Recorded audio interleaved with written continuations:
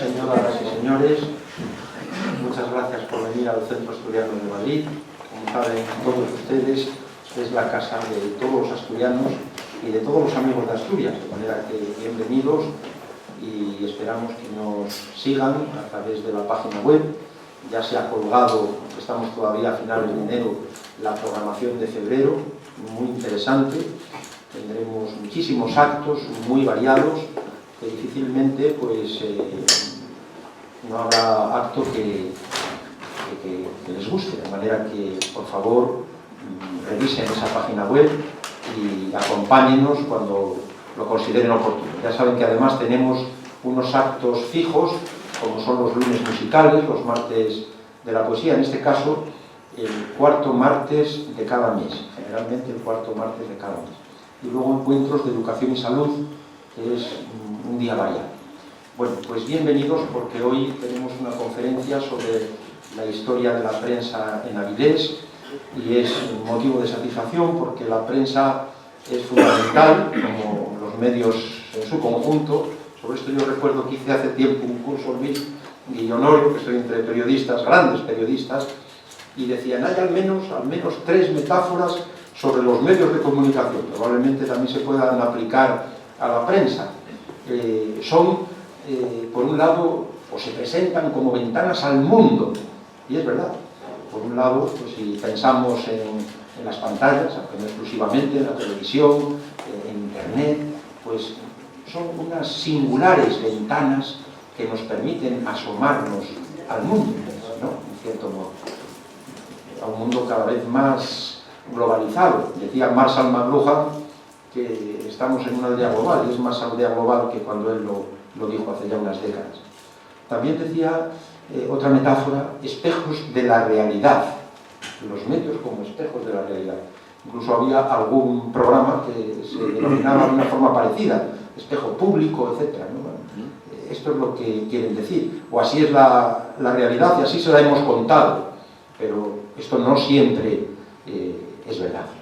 Y otra metáfora es la de constructores de la realidad, los medios como constructores de la realidad. Bueno, probablemente todas ellas tengan algo de verdad, pero la crítica también es importante, ¿no? En cualquier caso, la prensa es orientadora, informadora, a veces desorientadora, desinformadora, y es muy importante que conozcamos bien esa prensa con carácter general, y por supuesto en España, en Asturias y, como no, en Avilés. Y de todo ello nos va a hablar Luis Muñiz, y por ello estamos muy agradecidos. Siguiendo nuestra costumbre, yo voy a presentar al presentador, que en este caso es Honorio Feito, como es bien sabido, un gran periodista, historiador, asturiano predilecto de esta casa, es también secretario de nuestro Consejo Superior, con una carrera profesional iniciada en el diario Arriba, más tarde pasó al Seminario Servicio y al diario El Alcázar, ha colaborado en múltiples medios impresos y digitales, autor de los libros Evaristo San Miguel, La moderación de un exaltado, Fernández Capalleja, Un soldado de regulares, del Diccionario de Historia de España, editado por Aldebarán, también autor de Getafe, 21 de julio de 1823, 31 asturianos dieron su vida por la libertad, y El Madrid militar, el ejército en Madrid y su territorio, 1813-1931. Ha colaborado con la Real Academia de la Historia en el Diccionario Biográfico Español y como tertuliano en programas de radio como Punto de Vista en la Inter. Ha organizado y dirigido ciclos de conferencias sobre temas de historia de España. Recientemente, hace ya unos años, fue condecorado con el nombramiento de regular de honor por el Grupo de Fuerzas Regulares Indígenas Melilla 52, y sí, en fechas muy cercanas, presentó en esta misma tribuna, lo recordarán, el libro Iglesias Portal, el juez que condenó a José Antonio. Un libro que está teniendo un gran éxito. Enhorabuena, Honorio, porque además me decías también hace pocos días que ya va por la segunda edición, ¿no? De lo cual nos alegramos muchísimo. Y nada más, gracias a todos ustedes por acompañarnos, y les dejo con Honorio Feito. Muchas gracias.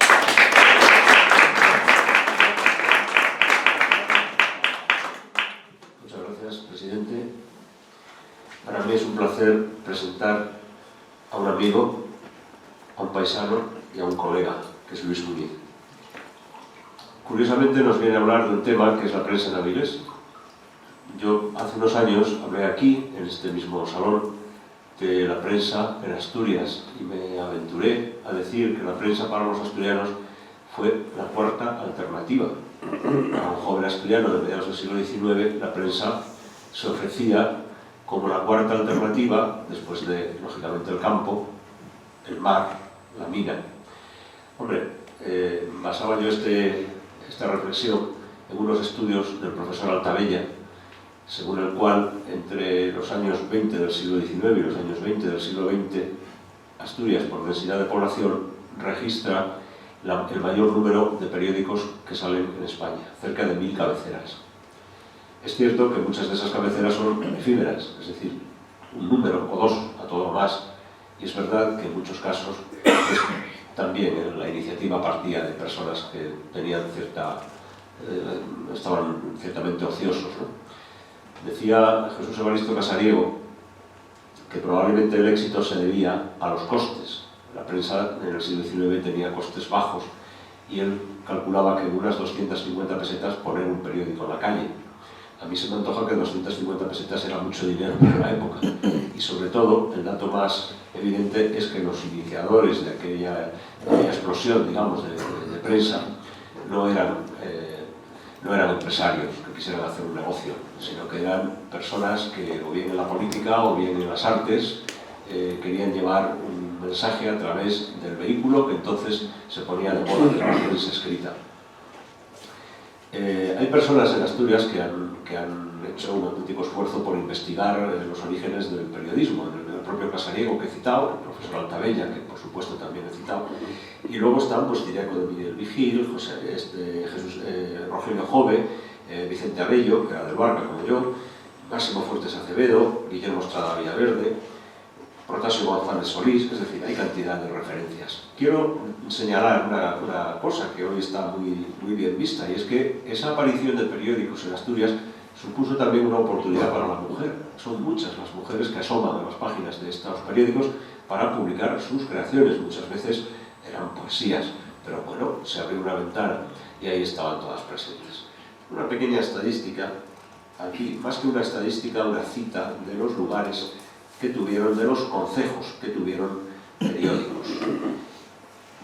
Pero me gustaría terminar la reflexión de Casariego sobre el bajo coste de los periódicos como negocio. Yo no creo que sea un problema de dinero. Yo creo que lo que ocurre en Asturias en el siglo XIX, porque se manifiesta en la prensa, pero se manifiesta en la política también, y se manifiesta en otras actividades, es un soplo, vamos a decir así, de ese movimiento que fue la Ilustración, que en Asturias yo creo que afectó no solamente a las tres grandes figuras, Campomanes, Feijóo y por supuesto Jovellanos, sino a muchas capas de la población. Alcanzó ese soplo de Ilustración que movió a muchas personas, les movió la ambición por conocer y por divulgar. Yo creo que esa es la... Y de hecho, el que estudie en Asturias en el siglo XIX, también en otras partes de España, pero sobre todo Asturias en el siglo XIX, descubrirá pues una colección, permítanme la palabra, una colección de personas extraordinarias bueno, pues que dejarían a más de uno boquiabierto.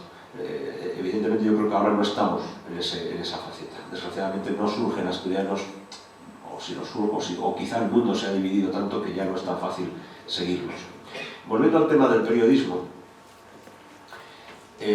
para que nos hagamos una idea de esas cabeceras que yo dije que habían salido, por ejemplo destacan Oviedo y Gijón como las dos poblaciones mayores, pero por ejemplo Avilés, ya nos contará ahora Luis, con 52 títulos, Luarca con 30, Mieres con 29, Sala del Andreu 15, Cangas de Onís 14, Llanes 9, Villaviciosa Pravia 10 cada uno, Infiesto 8, Castropol, Vegadeo, Grado y Cangas de Narcea 7, bueno, y para qué seguir ya los demás, ¿no? Quisiera hablarles ahora un poquito de Luis. No es justo resumir en un folio una biografía profesional y además una biografía como la suya. Lo que pasa es que los periodistas nos movemos en dos coordenadas, que son el tiempo y el espacio. Y una y otra nos hacen ser concretos y muy directos. De ahí que tengamos que sacrificar muchos matices para poder extraer los datos más precisos y más necesarios. Luis nació en Avilés en 1954, estudió el bachillerato en el Instituto Carreño Miranda y al final del mismo, con apenas 15 años, comenzó a escribir El Lago de Avilés. Le picó muy pronto la profesión. Una colaboración que duraría más de 10 años. También empezó a realizar programas musicales y de entretenimiento en la emisora Radio Popular de Asturias, de Avilés, de la cadena COPE. Estudió periodismo en Madrid, somos los dos de la tercera promoción, Facultad de Ciencias de la Información, ahora son grados, antes eran licenciaturas. Hicimos la licenciatura en la rama de periodismo. La Facultad de Ciencias de la Información tenía la rama de publicidad y la de cine también, ¿no?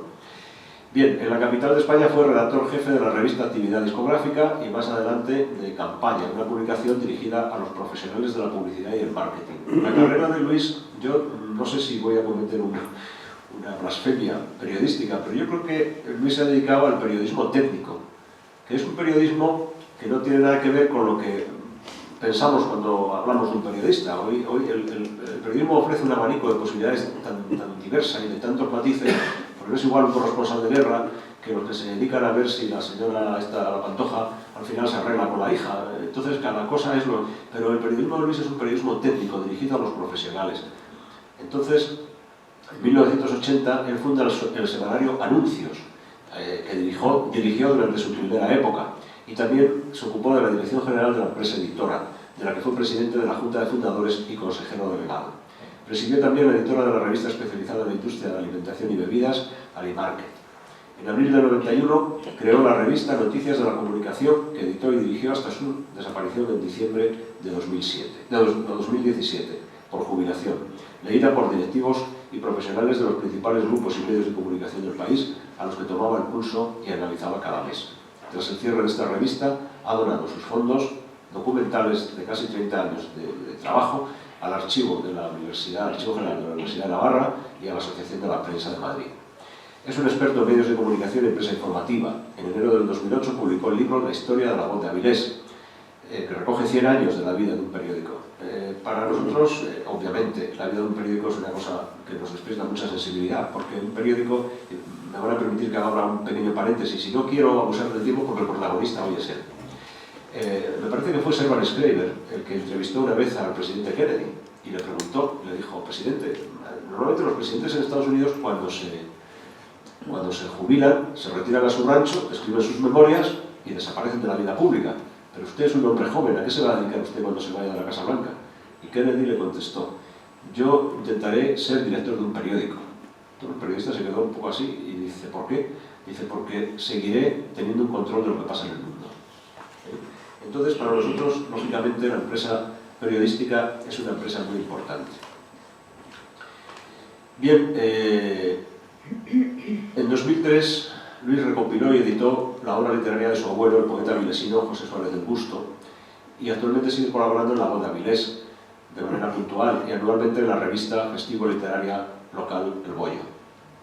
Trabaja ahora en una biografía del político asturiano José Manuel Pedregal y Sánchez Calvo. Voy a ceder ya la palabra, pero antes quisiera, y esto casi se lo digo más a Luis que a todos ustedes.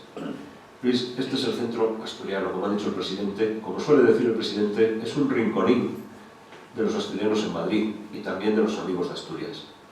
Esta casa centenaria, la más antigua casa regional del mundo, abierta y funcionando, tiene una historia apasionante, porque los señores que se reunieron en 1881 para fundar esta casa no buscaron un casino donde pasarlo bien, jugar sus partidas, venir a comer opíparamente y estas cosas, sino que buscaron un lugar donde poder reencontrarse con la tierrina y a través del cual ayudar a los asturianos. La emigración, Asturias es una región que siempre ha tenido una emigración muy alta, y sobre todo en Madrid, muchas veces nos equivocamos, pensamos que es América. En América hay mucha representación asturiana, pero yo creo que Madrid es el centro que polariza toda nuestra atención.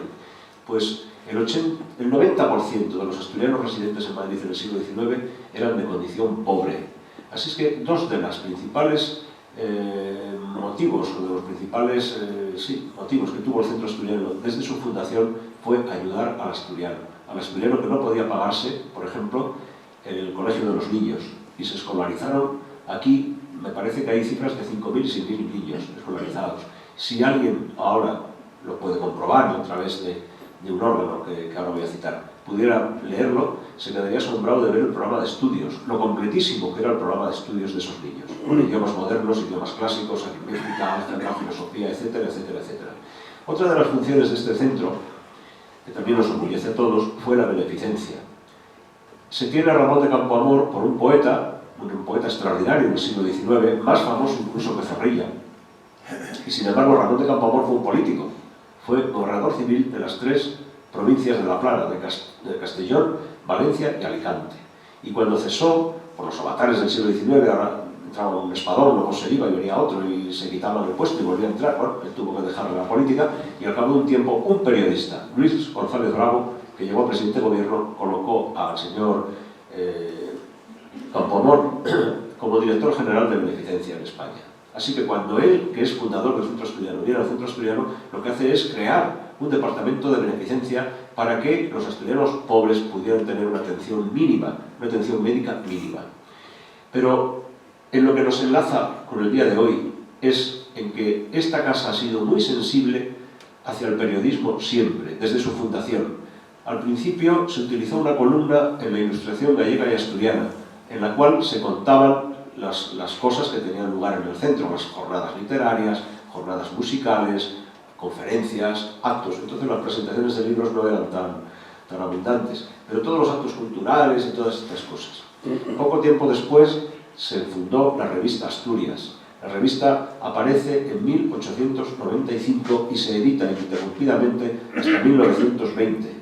Personajes de la talla de Nicolás Almeán como director, el director eterno, y su ayudante, José Antonio Balbín Dunquera. Balbín Dunquera hablaba 12 o 14 idiomas, y los hablaba. Termino con una anécdota. Yo hace unos años recibo en mi correo electrónico una comunicación de una profesora de la Universidad de Leningrado, una profesora de literatura, escrito en perfecto castellano, y me dice que ha encontrado a través de internet una conferencia mía aquí en el Centro Asturiano en la que yo cito a Balbín Dunquera. Es cierto que yo hablé de Balbín Dunquera aquí una vez, y entonces yo decía que él hablaba ruso, y ella dice, estoy buscando porque según parece ese señor tradujo a un poeta ruso al español, y no lo creo, dice, porque es un poeta muy difícil de traducir. Más bien creo que lo habrá traducido Lamartine al francés y Balbín Dunquera del francés al castellano. Bueno, a mí me pilla fuera de juego, me pongo a buscar, y al final encuentro la referencia y se la envío. Y la señora que habla perfecto castellano, incluso gallego, porque va mucho a Santiago de Compostela a dar charlas, me reconoció que efectivamente Balbín Dunquera hablaba un ruso extraordinario. Y digo, señora, este hombre fue traductor de ruso para el ejército español. Bien, pues este es Luis, el Centro Asturiano de Madrid. Aquí estamos nosotros y aquí esperamos seguir contando con tu presencia, con tu ayuda y con tu colaboración. Y ahora tiene la palabra el ponente, Luis Muñiz.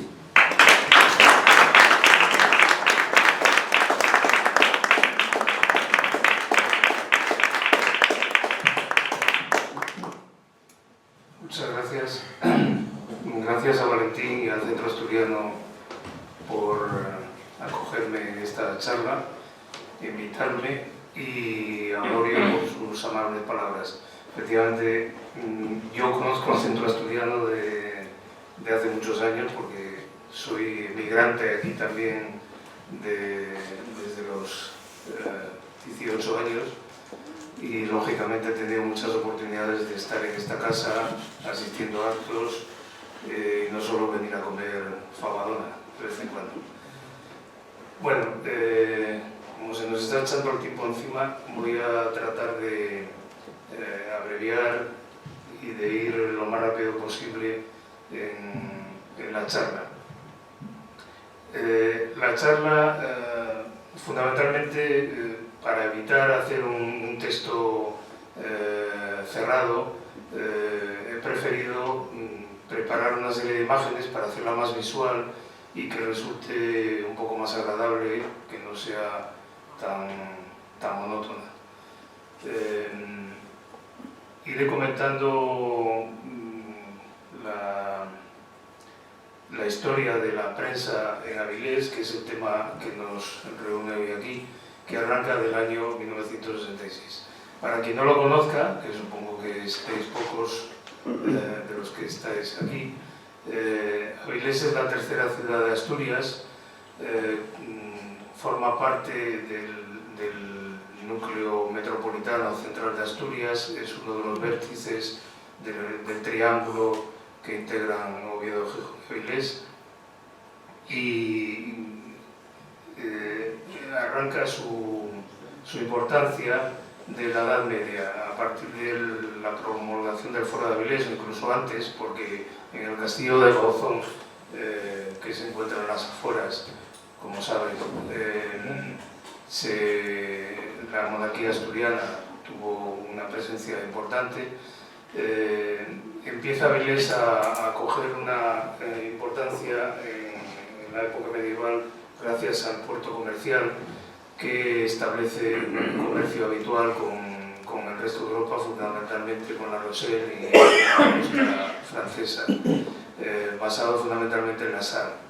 La modernización de la ciudad comienza posiblemente a partir de la segunda mitad del siglo XIX, que es de la que vamos a tratar hoy aquí, y es curiosamente cuando arranca la prensa en la ciudad. Hay una industria incipiente en ese momento, que empieza siendo una industria pesquera como puerto de mar. Se empiezan a instalar vidrieras, de hecho hubo dos, la de Ibarra y Orobio, que anticiparon la llegada posteriormente de la cristalería española. También hay una industria minera importante, fundamentalmente en Arnao, azucarera, parte de ella traída por los indianos. Y el gran despegue industrial se produce en la segunda mitad del siglo XX, a partir de la instalación de Sidesa, que empieza en el año 50 y termina más o menos en el 55, se inaugura el primer horno, se convierte luego en ArcelorMittal, Cristalería Española, Endasa, Asturiana de Zinc, en fin, todas las grandes industrias pesadas que se instalaron ahí hicieron de Avilés un emporio industrial. Todo esto influyó en que se disparase la población, que en el momento del que vamos a arrancar esta historia, en 1866, tenía aproximadamente 8.000 habitantes. Se dispara a partir de la llegada en Sidesa de estas grandes industrias hasta multiplicarse por 10 y situarse en torno a los 80.000 habitantes que ha mantenido durante este periodo desde los años 70. Arrancamos con una ciudad un poco pueblerina, con un estrato social bastante rural. Mucha gente del entorno fue a vivir a Avilés, en parte en la Edad Media, primero porque se beneficiaban al ser ciudadanos de Avilés de los privilegios del fuero, y luego porque era el centro urbano que atraía el negocio y la vida en general. Ahí hay también una presencia de los indianos, los que en Avilés se llamaban americanos o cubanos, porque generalmente habían ido a Cuba a hacer sus negocios. Empezaban a retornar los capitales a mediados del siglo XIX, toda esa segunda mitad y principios del XX, y empieza a establecerse en Avilés una integración de esos indianos en la sociedad, casi equiparándose con los pequeños aristócratas que había ahí, el conde de Camposagrado, el marqués de Camposagrado, cuyo palacio vemos en la foto de la izquierda, por ejemplo, o el marqués de Ferrera, que era un poco el amo de la situación desde hace al menos 2 siglos. A la derecha vemos un prototipo de casa de indiano, la casa de José Rodríguez Maribona, diseñada por Fernández Cueto, por Armando Fernández Cueto, y ahí vemos posando a parte de la familia que eran prototipos de esos indianos que hicieron en Cuba grandes caudales. Los Rodríguez Maribona, además de dedicarse a negocios, se dedicaban a la banca, y luego establecieron la famosa banca Maribona en Avilés, también participaron en la vidriera de Avilés y en otros negocios de piel. Esa burguesía, parte de ella proveniente de América, empieza a retornar capitales, y además era una burguesía ilustrada, una burguesía que promovió la cultura en la ciudad, como se ve en la construcción del Teatro Palacio Valdés, que vemos ahí en las imágenes. En ese momento estaba paralizada la construcción, que estuvo durante 20 años prácticamente paralizada, porque hubo un problema con el capital que se agotó y hasta que hubo posibilidad de recuperarlo. Finalmente se inauguraría en 1920 y hoy en día es una de las joyas de la corona de la ciudad, del patrimonio artístico de la ciudad. La ciudad, como antes he comentado, registra un corte brusco en la guerra civil y a partir de ahí comienza esa industrialización que hemos comentado en los años 50, pero es capaz de mantener y recuperar un casco urbano que es un tesoro patrimonial sin ninguna duda. La ciudad se moderniza a la vez que conserva sus raíces históricas y empieza a coincide el auge del turismo, que es hoy en día una de las principales fuentes de negocio allí, con la caída del sector industrial que había estado predominando durante muchos años.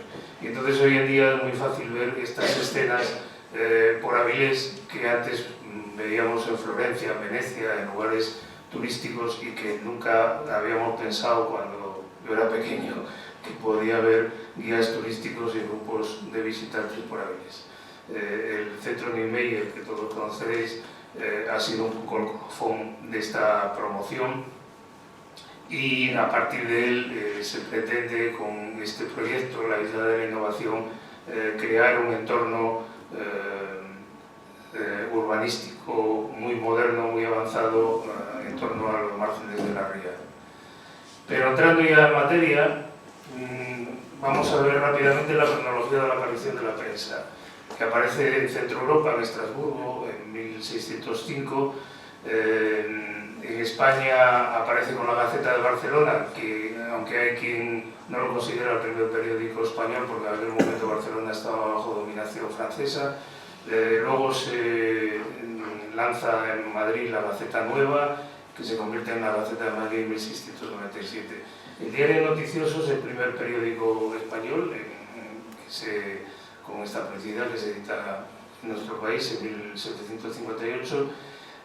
Y la Gaceta de Oviedo es el primer periódico que hay en Asturias, empieza con la Guerra de la Independencia.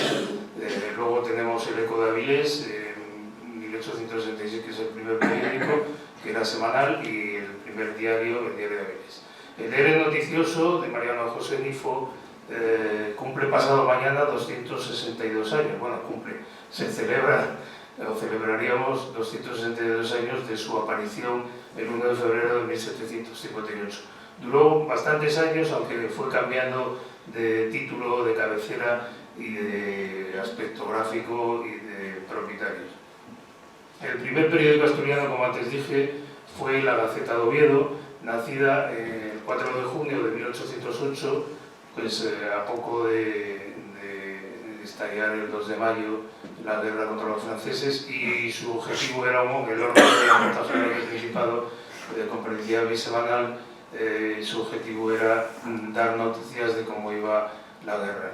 En 1866 es cuando aparece el primer diario en Gijón. 10 años antes había aparecido el primer semanario, pero que duró un par de meses nada más. Y llegamos al arranque real de la historia que vamos a tratar esta noche. El nacimiento del periódico El Eco de Avilés, era un periódico tamaño folio, promovido por la Sociedad Artística, que era un pequeño grupo de gente ilustrada, pequeño burguesa en Avilés. Estaba editado por Antonio María Pruneda, que es este señor barbudo que vemos en la imagen. Solamente duró 2 años, fundamentalmente porque se empezó a flojear la financiación y ya dejó de interesar también su contenido, a la vez que Pruneda, que fue el primer impresor y el primer editor de Avilés, empezó a interesarse por otros títulos. Esta fue la primera máquina de impresión que instaló Pruneda, que hoy en día se puede ver en el Museo de la Villa, el Museo de la Ciudad de Avilés. Aquí la vemos recuperada. José Manuel Feito contribuyó a recuperarla con la ayuda de Careaga, que era el impresor que había comprado los viejos talleres de Pruneda, y se encontró ahí en un rincón tirada la máquina y la rehabilitó. Aquí vemos en esta imagen de arriba el lugar donde estaba físicamente la imprenta. Con ello con la imprenta llega la tipografía a Avilés. A Pruneda le convencen, estaba en Oviedo de impresor con Mántaras, y le convencen para montar el año anterior una imprenta en Avilés, un poco con el objetivo de lanzar el periódico. Aquí vemos cómo se componían los textos en aquella época, letra a letra. Abajo vemos un componedor que veremos ahora más en detalle. El tipógrafo cogía el componedor con la mano izquierda, tal como lo vemos, y con la derecha iba colocando de los cajetines donde estaba cada uno de los tipos, cada una de las letras, iba colocando la composición. A la izquierda vemos un modelo de caja tipográfica que se utilizaba en España. Había varios, dependiendo del uso, de la frecuencia de las letras. Y a la derecha vemos una rama. La rama era esta especie de marco metálico sobre el cual se creaba la forma. Con los elementos tipográficos se colocaban estas cuñas que se apretaban con unos torniquetes para mantenerlo presionado y evitar que saltara en pedazos cuando se metía en la máquina. Hacemos un repaso muy rápido de la cronología de los principales periódicos avilesinos. El primero, como vemos, es el Eco de Avilés, que duró 2 años. Le sigue La Gente de Avilés, que también sacó Pruneda. A mitad de ese ya sacó otro semanario más, La Luz de Avilés, que duró 20 años.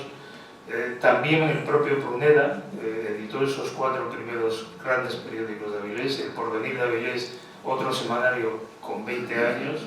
El Diario de Avilés, que aparece en 1870 y durará 24 años, hasta 1914. Y por fin La Voz de Avilés, que lleva 112 años, que cumplió hace 3 o 4 días, el día 26.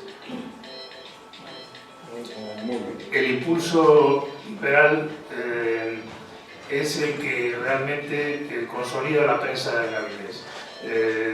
Después de aquella primera experiencia del Eco de Avilés, que había sido un poco sosa, por llamarlo de alguna manera, empieza una prensa más comprometida y más interesante en sus contenidos, ¿no? Entonces, yo a esto lo llamaba el impulso liberal, que es el que empuja fundamentalmente a Pruneda y a un grupo de personas en la ciudad a crear estos periódicos que hemos comentado y que ahora vamos a repasar muy rápidamente.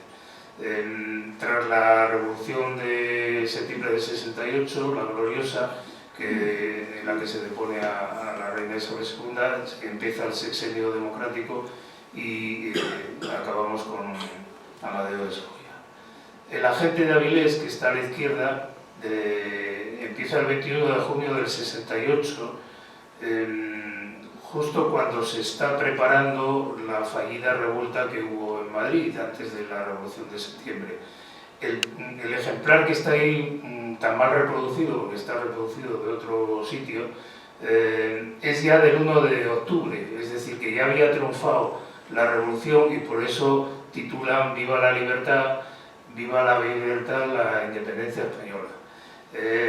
Automáticamente, en cuanto triunfa, en octubre del 68, cambian el título por El más agresivo del hijo del pueblo, y utilizando el lema de la Revolución Francesa, libertad, igualdad y fraternidad, en el subtítulo. Le sigue luego La Luz de Avilés, que dura hasta 1890, El Porvenir de Avilés, donde Pruneda empieza a abandonar el liberalismo. Vemos que en el primero se subtitulaba Semanario Liberal, y ya en el segundo empieza a cambiar las tornas. En Avilés había dos bloques de intereses, los industriales y los cantonistas, que discutieron por la ubicación de la estación. Unos proponían que fuera en la calle de la Industria, capitaneado por el marqués de Ferrera, y otros proponían que se instalara en Cantos, que es donde al final se instaló. Pues bueno, ellos también estaban escorados en dos bandos distintos. Por un lado estaban los liberales y por otro los republicanos, que se asociaron con los industriales. Dentro de este último he destacado este texto que es gracioso y nos hará sonreír en los tiempos que corren, que publicaba el 9 de marzo de 1893 ante unas elecciones, y decía: desgraciado país es el nuestro en que todos quieren ser políticos para vivir del presupuesto y de una cesantía más tarde. La prensa de entretenimiento, fundamentalmente literaria y humorística o satírica, tiene un montón de ejemplos en Avilés, como me imagino que en otras ciudades españolas. Aquí arranco con una que es significativa porque, como antes ha comentado Mario, en la cual todavía colaboro yo porque sigue existiendo, es hoy en día la publicación de Cana de Avilés, fundada en 1898, primero, que es el número que tenemos ahí a la izquierda, primero como una especie de prospecto turístico para atraer a la fiesta del bollo que se celebra en Pascua, fundamentalmente a gente de Oviedo que vinieran a la fiesta.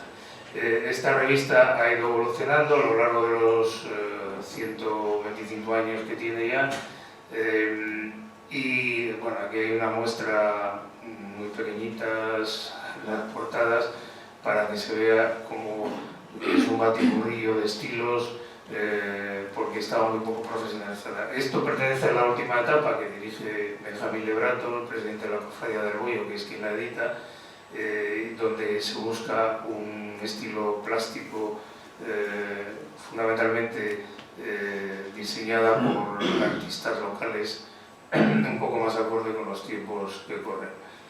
La Semana fue un periódico también importante en el ámbito literario, fue también gráfico, como se ve en ese número de la derecha donde aparece la reina regente, y tuvo una duración aproximada de 2 años, que no tuvo mucha continuidad, era tamaño folio y estaba realmente bien impresa.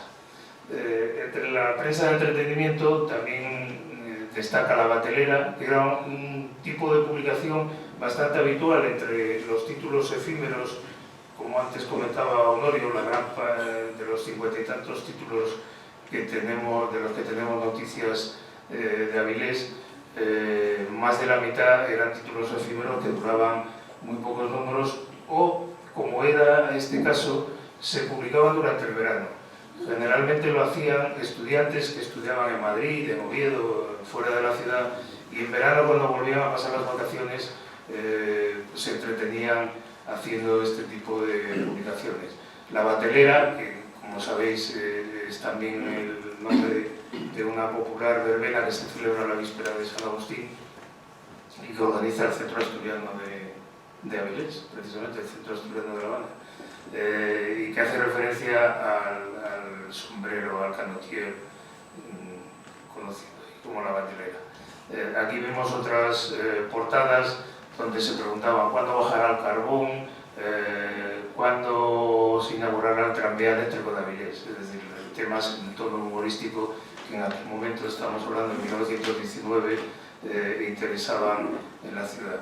El hippie que tenemos aquí se subtitulaba Semanario Humorístico, este es el primer número donde da la bienvenida y hasta aquí el hippie, y que no es el hippie que todos pensamos con H del inglés, sino que se refiere a un tipo de sombrero hecho con palma de hippie japa, creo que se llama, un tipo de palmera, y que era muy popular entre los cubanos que volvían a Avilés.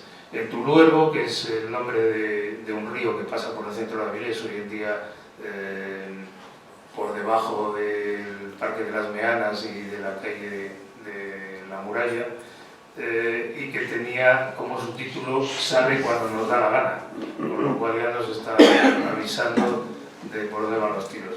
Algunos de estos títulos satíricos tenían estos títulos tan curiosos y tan significativos: el cáustico "Van Vete", "Pim Pam Pum", "El Trébol", "Pásmense ustedes", "El Cosaco". Esta es una de las cabeceras de "Pásmense ustedes", que se subtitulaba "Asombro semanal dominical domador de genaristas", en referencia a Genaro de Llano Ponte, que era el marqués consorte de Ferrera, y que ahí dibujan con forma de burro, con lo cual pues ya se ve cómo se la gastaban esta gente. La Aurora también es otra publicación literaria que dio acogida a muchos literatos locales y poetas. Empezó en 1917 y acabó en 1919. Los Trasuntos de Avilés, que tenemos ahí a la izquierda, el Centinela, Noticiero Avilesino, todo esto ya pertenece a un tipo de prensa más informativa, más de actualidad. El Vigía, que dirigió el poeta local Marcos del Tornillo, José Benigno García. El Pueblo fue quizá uno de los primeros periódicos de la ciudad que se autoproclamó como órgano de una institución partidista, ¿no?, del centro republicano, y como el periódico político semanal, porque casi todos se escudaban en periódico de intereses morales y materiales, que era como un latiguillo. Voy a hablar un poco de Julián Borbón, que fue un periodista después de Pruneda, que fue un poco el impulsor del nacimiento de la imprenta y de la prensa en Avilés. Hay una serie de personajes característicos del periodismo en Avilés, y uno de ellos es Julián Borbón, que en realidad se llamaba Julián González Borbón Fernández Brujero. Este hombre, del que yo siempre suelo decir que era un poco como el Pedro J de la ciudad, hacía un poco la guerra por su cuenta. Era un gran polemista, le encantaba discutir con todo el mundo, establecer polémicas y demás. En los primeros años del siglo XIX, en torno a 1900, estuvo en Cuba y luego posteriormente volvió hacia 1908, y allí estableció mucho contacto con la colonia cubana, con la colonia avilesina en Cuba, con los indianos, y empezó a intentar que trajeran capitales hábiles para hacer distintas iniciativas.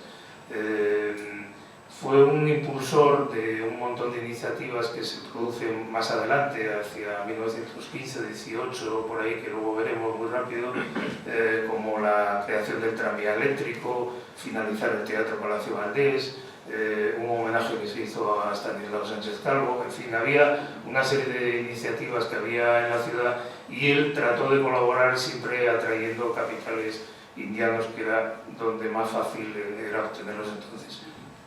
Editó 4 periódicos, que están ahí los títulos. Fue corresponsal del Diario de la Madrina de La Habana, del Correo de Asturias de Oviedo, del Noroeste de Gijón y luego de Región. Terminó entrando en política porque era de una tendencia muy conservadora, casi lo que hoy en día sería la ultraderecha. Fue concejal y teniente de alcalde en la dictadura de Primo de Rivera, y ahí fue donde se enemistó muchísimo con la voz de Avilés, a la que al principio utilizó para esas campañas que él emprendía. Aquí tenemos 2 de los periódicos que editó: el Heraldo de Avilés a la izquierda y el Progreso de Asturias, que fue el último, que tuvo que dejar de publicar en 1934 porque los revolucionarios en la Revolución de Octubre le quemaron las instalaciones que luego veremos.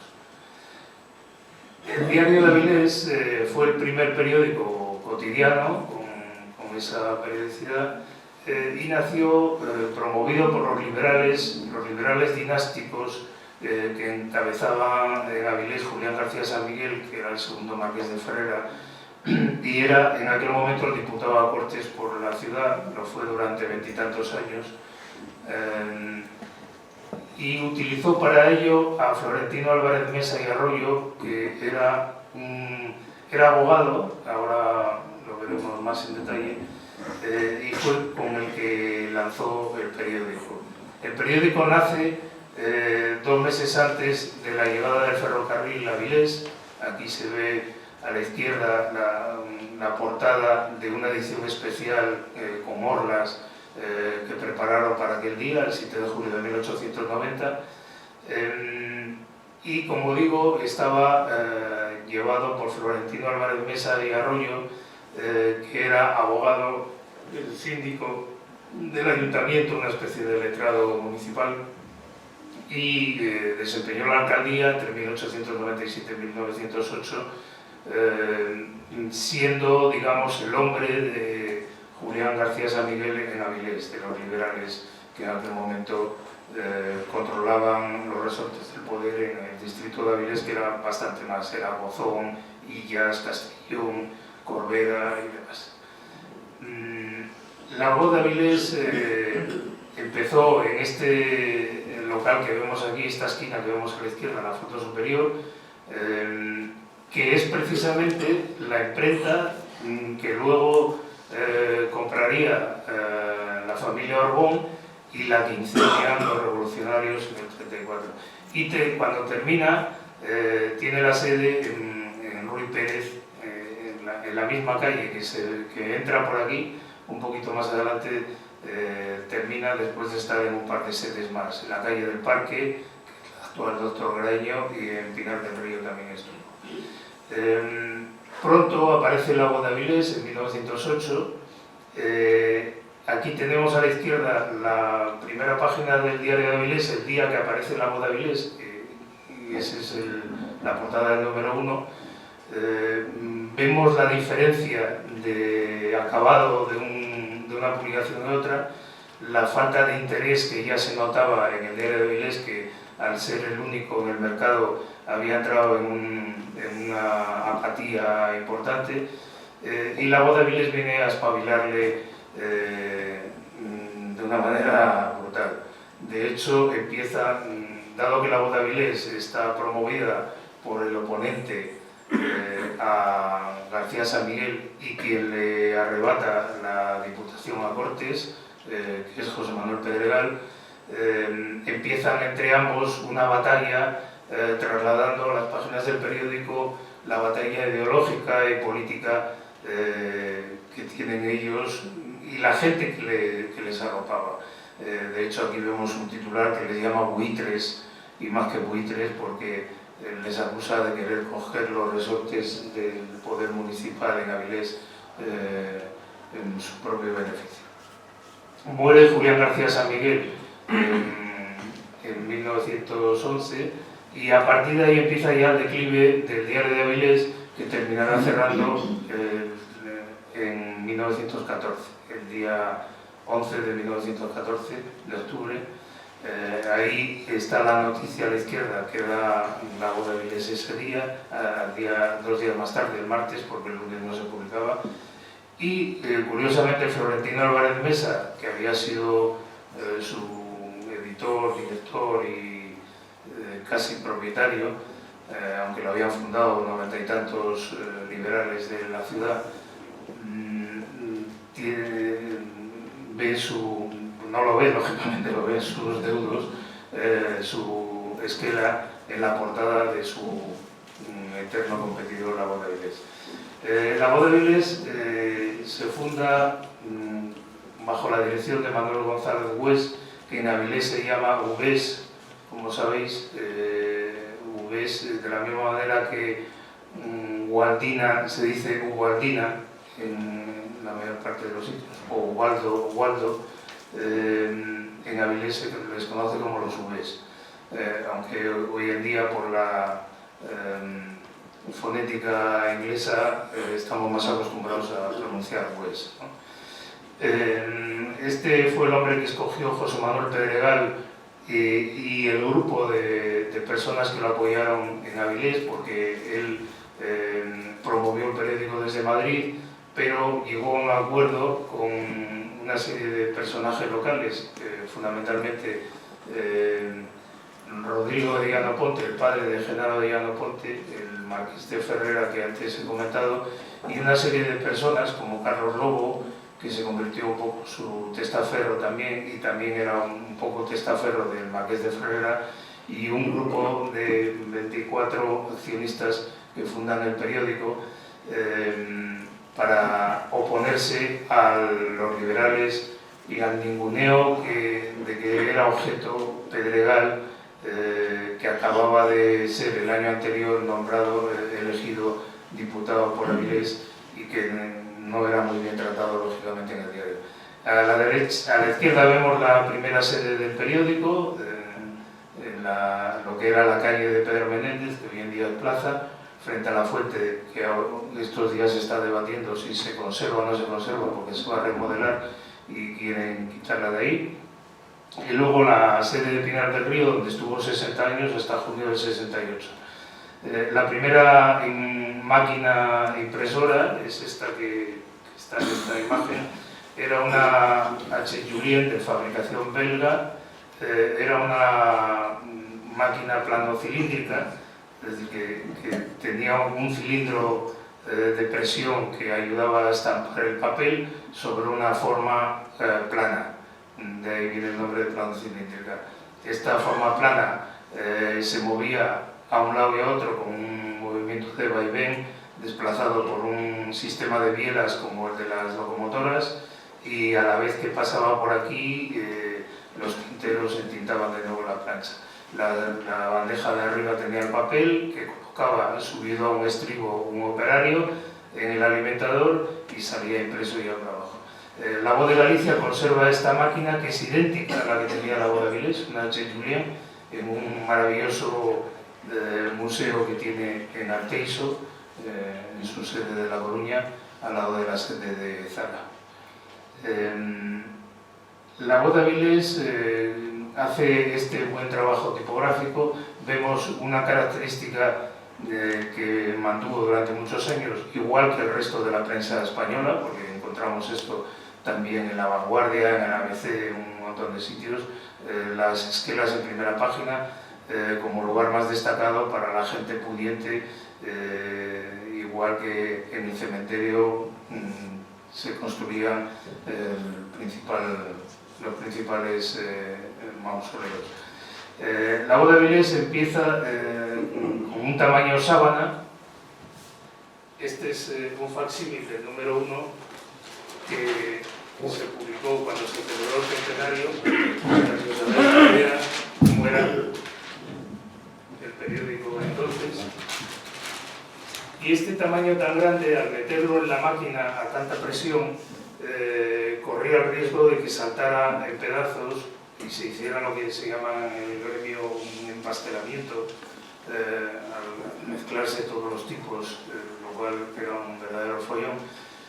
Y por eso, en los primeros tiempos de la prensa, prevalece lo que se conoce como maqueta vertical, que uno de sus primeros iniciadores fue el Times de Londres, que está ahí a la izquierda con su primer nombre, The Daily Universal Register, y en España es El Español, que funda Andrés Borrero, un periodista que había vivido en Londres muchos años y al llegar aquí quería hacer un Times en España.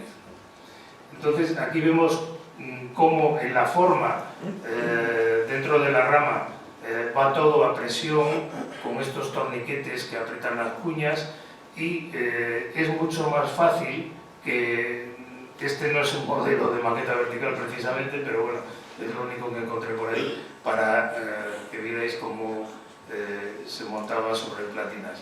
Hay otros muchos modelos en España, el de Cádiz, el Heraldo, el Imparcial.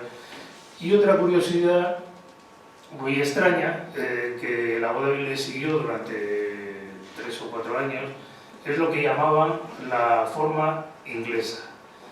Si os fijáis, es difícil de verlo porque está encuadernada la colección, pero si os dais cuenta, a la izquierda está la primera página. Y era como los periódicos árabes o orientales que empiezan por la contraportada. La portada la tienen en el lugar de la contraportada de Occidente, ¿no? Y entonces montaban ahí la primera página y luego la página 2, que es esta de aquí de la derecha, aunque esta es la del día siguiente, por la cuadernación que estamos viendo, pero eran las dos páginas que estaban por fuera del periódico. El periódico tenía 4 hojas, como este que habéis visto, y entonces las 2 páginas de fuera eran estas, pero por necesidades de composición y montaje establecieron esta fórmula tan rara que llamaban inglesa, porque las páginas de interior eran las de adelanto, que se llaman en el gremio, que son las que están prácticamente montadas ya por la mañana o a primera hora de la tarde, porque no tienen grandes cabezas. La contraportada eran los mismos anuncios durante meses y no se tocaba, y la otra eran dictos y cosas que se cambiaban poco, se podían componer a primera hora. Y estas otras 2 páginas había que esperar a que llegaran los telegramas y despachos de agencias. Duró poco porque los propios anunciantes pidieron que se acabara con ello porque era un auténtico follón para leer. El periódico, en estos 112 años, establecido 6 etapas de su vida que vamos a ver muy rápido porque me parece que me estoy ya pasando de tiempo. La primera que va desde el nacimiento de la Primera Guerra Mundial, donde destaca por el apoyo a Pedregal. Luego llega la Guerra Mundial, aquí vemos cómo da la primera noticia, estalló la guerra austro-serbia, empiezan los problemas de escasez de papel y crisis económica por falta de existencias y de subsistencias también, de todo. Aquí vemos que da la noticia de que el problema del papel no solamente era el encarecimiento, y es que la papelera les había comunicado a los editores reunidos aquí en Madrid que no había materia prima, o sea que era mayor problema que el precio. Está el periodo de entreguerras entre 1914 y el 36, en el cual se fomentan estas iniciativas que antes he comentado.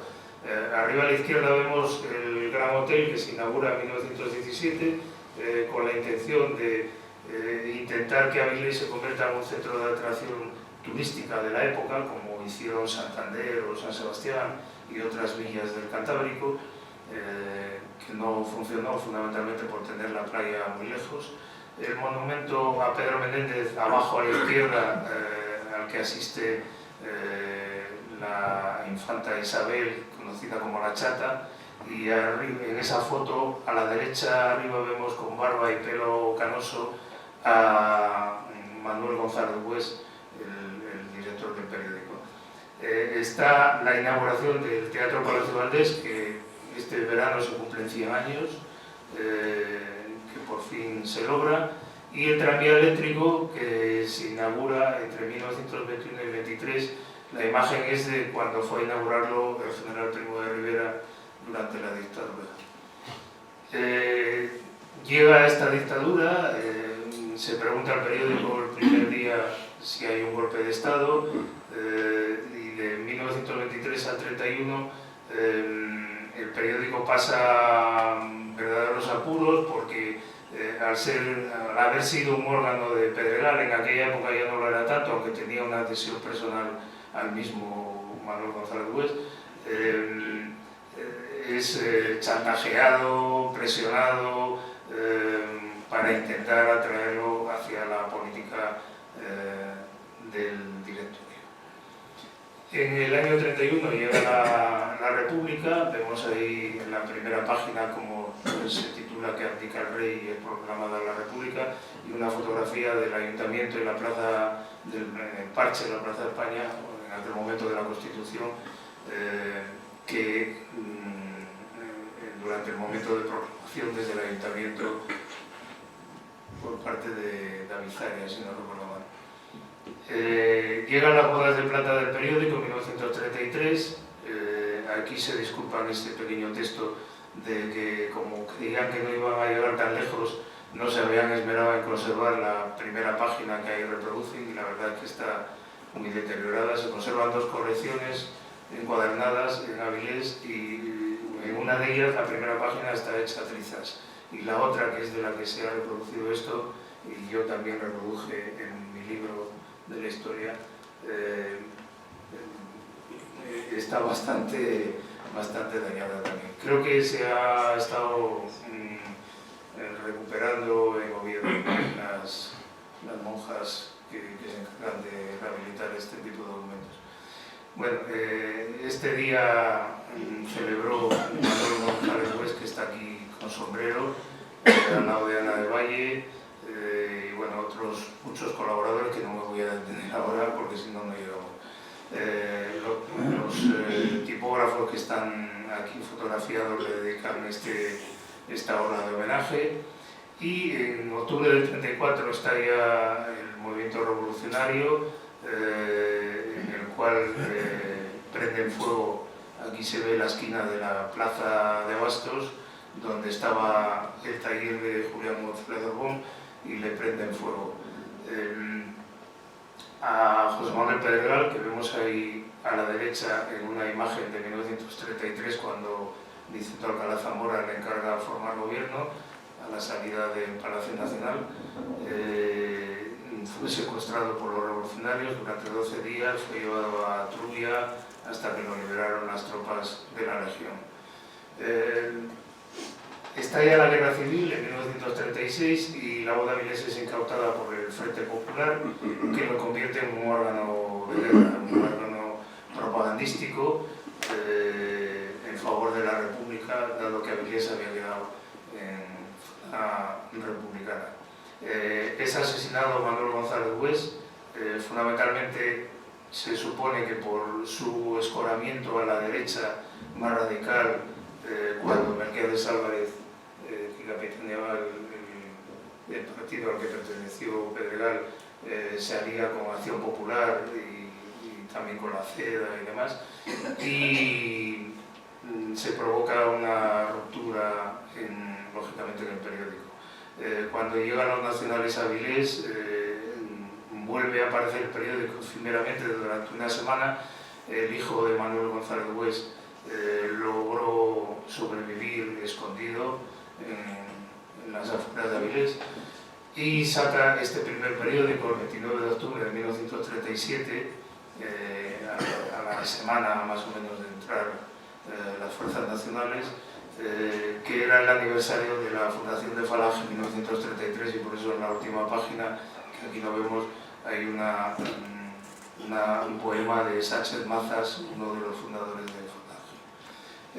Se le cambia el título, le quitan la cabecera de la voz de Avilés, aduciendo a que había pertenecido a los rojos, y se le pone Boletín de Avilés, donde lógicamente, como toda la prensa del país, de la zona nacional, la figura de Franco es destacada continuamente. El periódico adquiere el subtítulo de Diario de Falange Española porque, aunque no terminó haciéndose con la propiedad, quedó adscrito a Falange. Recupera la cabecera en 1942, cuando la familia Güés consigue que desaparezca el boletín de Avilés, pero sigue mostrando, lógicamente, como no podía hacer de otra manera, su adhesión al caudillo. La primera innovación frustrada fue esta especie de linotipia, una tipograf, que lo llamaban ahí máquina componedora de cesta, por el aspecto que tenía, que componía tipo a tipo y no funcionó y terminaron desechándolo. Aquí vemos a la derecha el taller, en unas condiciones deplorables. El matrimonio Juan González Güés Quintén adquirió el nombre apellido, el apellido compuesto de los dos apellidos de su padre. Se hizo cargo después de la guerra, se casaron en 1938 y se hizo cargo de la publicación. En esta época hay que destacar a tres personas en la redacción del periódico que vemos aquí: Manuel Fontanillas, Nicolás de Santos y Venancio Obies, cuya hija nos acompaña hoy aquí, Elena, que fue un poco la mano derecha de Juan, de don Juan, como le llamaban a durante muchísimos años hasta que falleció en 1963. Luego se convirtió en corresponsal del comercio en Avilés y era una de las secciones más queridas en la ciudad porque conseguía enterarse, gracias a que trabajaba también en la Cámara de Comercio y conocía a todo el mundo de Avilés, se enteraba de cosas antes que La Voz en muchas ocasiones, y el propio Esteban Grecier, que dirigió luego La Voz de Avilés, me confesó en su día que era su bestia negra. Todos los días miraba al comercio para ver qué le había pisado. Muere Juan González Bués en verano de 1963. La impronta que había incorporado al periódico, como persona seria, muy responsable, rodeado de colaboradores muy enriquecedores y redactores como estos que hemos comentado, el propio Venancio, y ahí se produce un corte brusco también en la vida del periódico.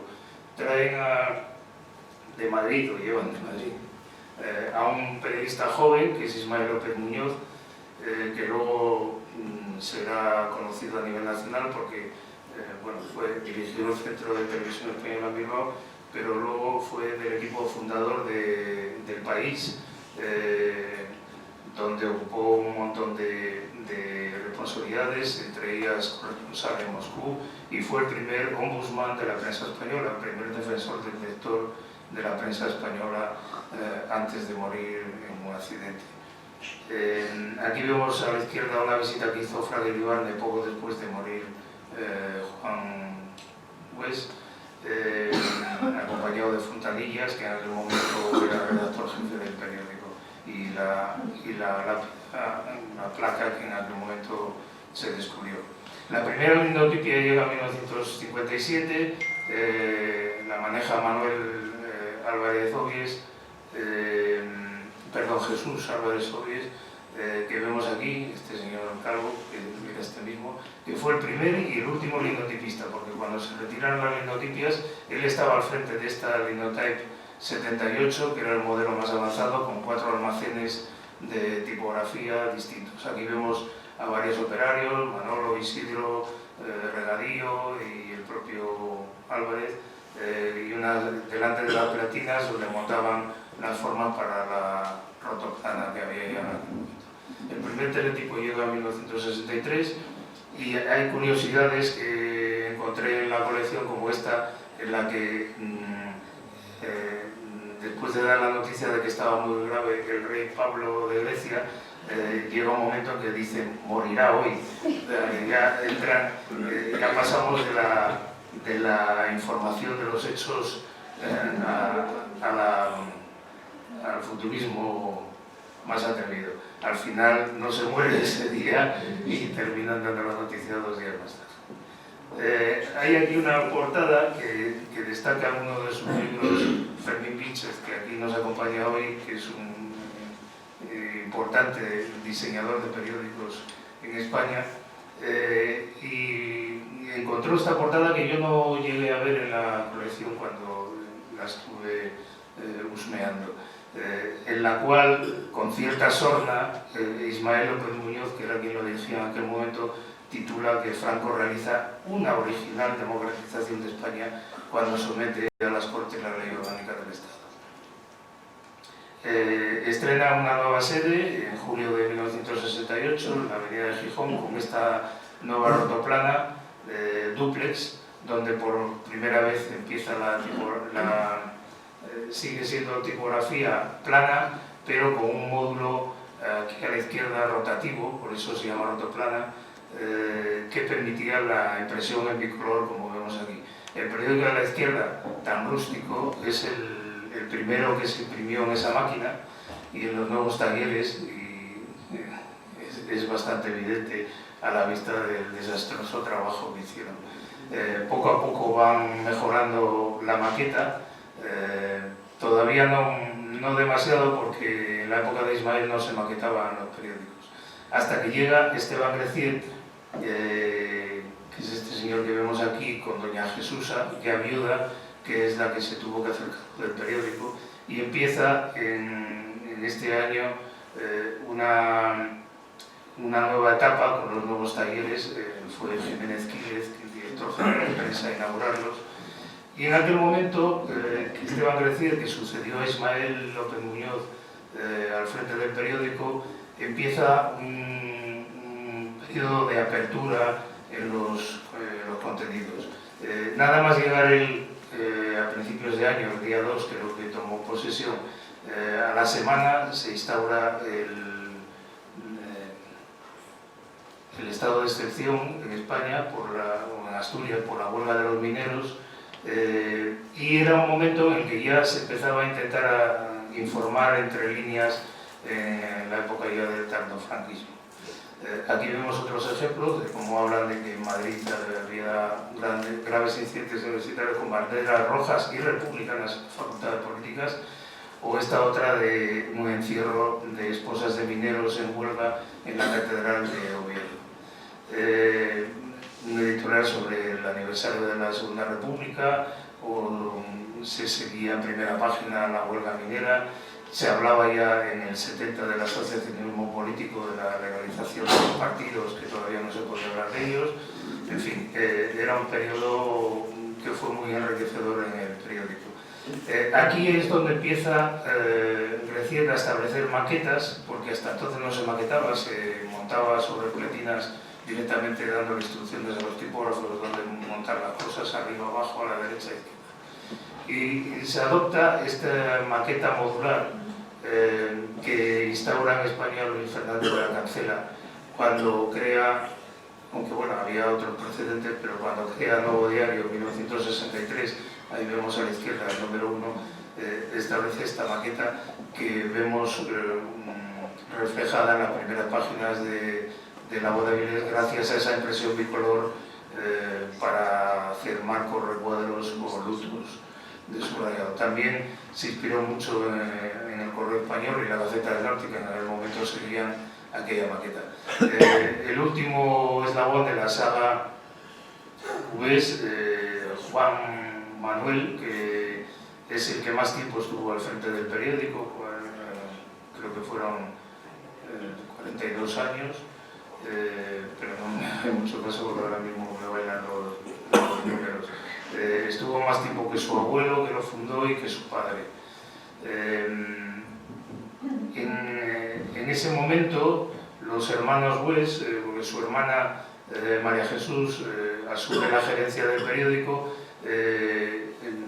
imponen una nueva modernización con la llegada del offset, y aquí vemos en el taller, en primer plano, la rotoplana tipográfica, y aquí ya montándose la primera rotativa de offset que tuvo el periódico Unánimo News. Aquí vemos a María Jesús y a Juan cuando ya se pone en marcha la rotativa.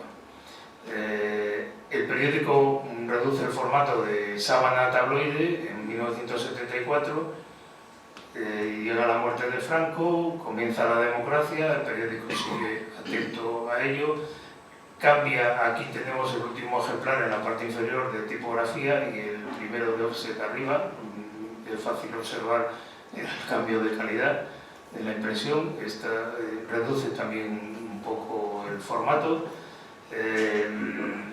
Y en general el periódico ha seguido en momentos muy duros, muy de cerca del compromiso que siempre tuvo con la comarca, como una comarca en crisis provocada por el descenso de producción de Ensidesa, del acero y de otras industrias de las que hemos comentado asentadas en la comarca. Aquí vemos algunos ejemplos, una marcha de hierro que hubo caminando hasta Madrid, manifestaciones dentro de la ciudad, en defensa de Madrid. Y también estaba con las ilusiones de la ciudad. Aquí vemos la reapertura del Teatro Palacio Valdés, que antes hemos visto lo maravilloso que ha quedado, o cuando el Real Avilés Industrial tenía un éxito. No quiero dejar de citar las ediciones que los periódicos de fuera, de Oviedo y Gijón, lanzaron. Digamos que el precedente sería la sección de Avilés que hacía Venancio, que antes hemos comentado, Venancio Avilés, que hacía que se vendieran casi tantos periódicos del comercio como de La Voz de Avilés en algunos momentos. La Voz de Asturias, a principios de los años 90, es cuando empiezan a interesarse los periódicos de Oviedo. La Voz de Asturias, que acaba de ser comprada por el Grupo Z, empezaba en julio del 91, aquí he dado la noticia en mi revista Noticias de la Comunicación, y pocos días después empezaba en julio La Nueva España con una sección específica, con una edición que hoy en día se conserva. La Voz de Asturias, como sabéis, ha desaparecido en papel, ha vuelto a aparecer, pero solamente en versión digital. Hace poco celebraron, hace unos años, el 25 aniversario de La Nueva España, y acaba una etapa que es la propia del periódico, propiamente dicho. La Voz de Avilés publica el 20 de abril del 96 su último número como publicación independiente, y a partir del día siguiente incorporada ya al Grupo Vocento a través del Comercio de Gijón, que lo adquiere en lugar de seguir una estrategia distinta, en lugar de sacar una edición para competir con La Voz de Avilés, como hicieron La Voz de Asturias o La Nueva España, lo que hizo fue comprar La Voz de Avilés y asimilarla como una edición del comercio. De hecho, mantiene la cabecera, que primero estaba por debajo, luego ya la ha colocado por encima. Fomenta también la lectura en Internet. En 2008 se celebró el centenario con una exposición y una serie de actos conmemorativos, entre ellos la publicación del libro que yo escribí, que se publicaba en la portada del número del centenario, el 26 de enero de 2008, cuando se cumplía justo un siglo presente el libro, del cual hay ejemplares por si alguien, como ahora es muy difícil de encontrar, si alguien está interesado, están disponibles. Al final pasamos de la tipografía al futuro, al presente, al mundo digital, con los móviles fundamentalmente, que es el dispositivo que se está instalando como predominante en el sector. Y quiero acabar con las portadas de hoy, de La Voz de Avilés y de la edición de La Nueva España de Avilés, que están en los kioscos desde esta mañana. Muchas gracias, espero no haberles aburrido demasiado.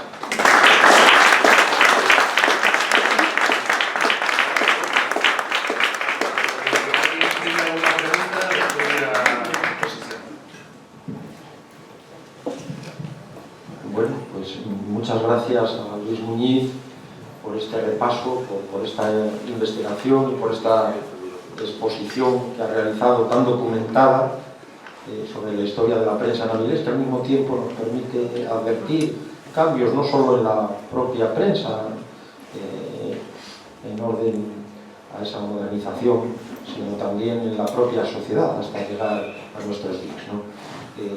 Vamos a dar la palabra a Honorio, que quiere hacer alguna pregunta. Bueno, yo la pregunta que quiero es la de futuro, es decir, después de ver el repaso histórico tan completo que nos has mostrado, me gustaría saber tu opinión sobre el futuro de esta publicación y de otras como ella, con este nuevo mundo que tenemos ahora, con las redes sociales y con los dispositivos estos de teléfono y demás. Bueno, yo suelo decir que soy periodista y trato de hablar de hechos ocurridos, y no me gusta profetizar, porque además desde hace muchos años he observado que cada vez que profetizamos sobre algo, la realidad futura nos lleva a la contraria. Es muy complicado averiguar qué es lo que va a suceder con este tipo de periódicos. La Voz de Avilés se salvó por la campana de la desaparición cuando lo compra el Comercio para incorporarlo al Grupo Vocento, porque en aquel momento ya había una crisis muy importante de publicidad y de ventas que hoy en día ya es galopante. Hoy en día la caída de ventas en los kioscos es gravísima, y lo que a mí me extraña es que todavía continúen publicándose muchos de los títulos que podemos ver en los kioscos. El futuro obviamente va a estar en el mundo digital que todavía no sabemos muy bien en qué terminará, porque nadie se podía imaginar hace 10 o 15 años, bueno, 10 igual, pero hace 15 años o 20, cuando los grandes gurús de la industria premonizaban que iba a desaparecer el papel, todo el mundo creía que íbamos a pasar al ordenador o a una pantalla en el salón, que sería una especie de televisión por la cual accederíamos a Internet también, lo que hoy en día son los Smart TV. Pero poca gente posiblemente en aquel momento daba un duro por pensar que los teléfonos móviles iban a servir también como medio de información. Los periódicos están intentando adaptarse a esta nueva situación.